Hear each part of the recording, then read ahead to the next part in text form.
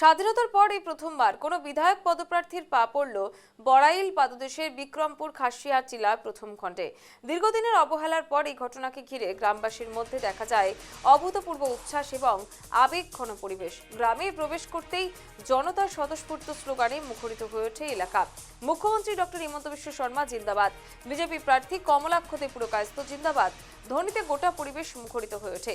গ্রামবাসীদের দাবি, স্বাধীনতার পর থেকে আজ পর্যন্ত কোনো জনপ্রতিনিধি তাদের এলাকায় সরাসরি আসেননি, ফলে এই সফর তাদের কাছে এক নতুন ইতিহাসের সূচনা।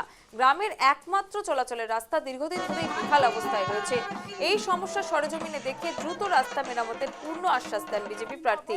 উন্নয়ন এবং যোগাযোগ ব্যবস্থার উন্নতি নিয়েই এখন আশাবাদী গড়ের ভিতবাসী এবং সেখানে বহুদিনের বঞ্চনার অবসান ঘটবে কমলাক্ষের হাত ধরে। এই প্রত্যাশায় তাদের চোখে মুখে স্পষ্ট হয়ে ওঠে। বরখলা থেকে এই বিষয়ে মান্তুনাথের প্রতিবেদন।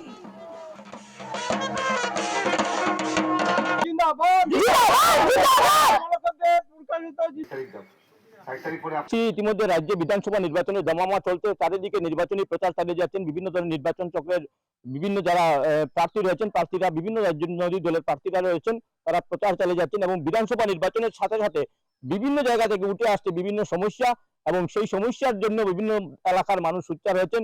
এই মুহূর্তে আমরা দাঁড়িয়ে আছি কাছাড় জেলার কাটিগড়া বিধানসভার বিক্রমপুর জিপিতে এবং এখানে আমার সতীর্থ ক্যামেরা পার্সনকে বলবো দেখানোর জন্য এখানের মানুষ কিন্তু এখানে জড়ো হয়েছেন। কিছুক্ষণ আগে এখানে এসে গেছেন এখানের যিনি প্রার্থী রয়েছেন বিজেপি প্রার্থী, ভারতীয় জনতা পার্টির প্রার্থী কমলাক্ষ দে পুরকায়স্থ, এবং কমলাক্ষ দে পুরকায়স্থ এসেছেন কেননা তাদের যে যাতায়াতের এই এখানে আমরা যেখানে দাঁড়িয়ে রয়েছি একটা বড়াইল পাদদেশের একটা অঞ্চল, প্রত্যন্ত অঞ্চল। তাদের অভিযোগ শুনেছি ইতিমধ্যে আমরা, তারা বলেছেন স্বাধীনতার পর থেকে এখানে কোনো জনপ্রতিনিধি আসেননি এবং কমলাক্ষ দে পুরকায়স্থ প্রথমবারের মতো এসেছেন। আমরা এখানে যারা প্রথম অবস্থায় আমরা এখানে যারা স্কুল পড়ুয়া রয়েছেন তাদের কাছে প্রতিক্রিয়া নেওয়ার চেষ্টা করব। কি বলবেন, আজকে যে বিধায়ক এসে গেলেন আপনাদের প্রতিক্রিয়া কি? ওনার কাছে তো আজ আসার জন্য অনেক ধন্যবাদ। আমাদের রাস্তাঘাট তো অনেক খারাপ অবস্থা, আমাদের কলেজে যেতে অনেক অসুবিধা হয়, বা ছোট বাচ্চারা ভাই বোন আমাদের আছে, ওদের তো স্কুল যেতে অনেক কষ্ট হয়। আমরা তো বড় মানুষ, অনেক কষ্ট করে যেতে হয়, বা ছোট বাচ্চাদের বেশি কষ্ট হয়ে যায়। ওদের জন্য ভগবানের কাছে অশেষ কামনা যে উনি এই বুটে বিপুল বুটে জয়যুক্ত হন, এটাই আমার ভগবানের কাছে অশেষ কামনা। স্থানীয় লোক রয়েছেন, আমরা ওনার কাছ থেকে প্রতিক্রিয়া কি বলবেন দাদা? আজকে আমাদের কমলাক্ষ দে পুরকায়স্থ এসেছেন আমাদের রাস্তাঘাট দেখার জন্য। আপনি তাই কাজটা করবেন, আমি অবশ্যই মানে বিশেষ করে আশাবাদী করি আপনার তাই একবার কাজ করবেন আর বিপুল বুথে যাতে ভোট জয়যুক্ত হোক।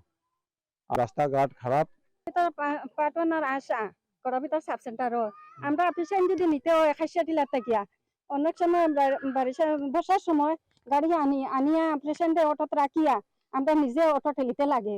চেয়ারের মধ্যে বাস বান্ধা বুঝছেন, মানুষ দুইজনে বুকটা লইয়া দিতে লাগে। আমরা কাপড় আটুর উপরে উঠে আমরা রাস্তাঘাটে যে বাজার হাট আমরা যাই না, বাচ্চা কাচ্চা স্কুল যাওয়া পর্যন্ত বন্ধ করে দেয়। এখন শুকনার মৌসুম এখনো কাদা, শুকনো মাঝে যে এখন অল্প বৃষ্টি দিছে কাদা হয়ে গেছে, অন্য বাইরের না কোথায় গাড়ি ঘোড়া আর কোনো অবস্থা নাই। আমরা এই মুহূর্তে শুনলাম এখানে স্থানীয় জনগণ তারা আসামের মুখ্যমন্ত্রী হিমন্ত বিশ্ব শর্মার সাথে সাথে কমলাক্ষ দে পুরকায়স্থের জয়ধ্বনি দিচ্ছেন এবং তারা আশাবাদী যে স্বাধীনতার পর কোনো জনপ্রতিনিধি এখানে আসেননি, কোনো প্রার্থীরা এখানে আসেননি নির্বাচন হলে, কিন্তু কমলাক্ষ দে পুরকায়স্থ আজ এখানে এসেছেন এবং তারা সম্পূর্ণরূপে আশাবাদী যে কমলাক্ষ দে পুরকায়স্থ এখান থেকে বিপুল ভোটে জয়ী হবেন এবং তারা ভগবানের কাছে কামনা করছেন যাতে কমলাক্ষ দে পুরকায়স্থ এখান থেকে বিপুল ভোটে জয়ী হন, পাশাপাশি তাদের এই রাস্তাঘাটের সমস্যা যাতে সমাধান হয়। বরখলা থেকে মান্তুনাথ, নিউজ লাইভ বাংলা।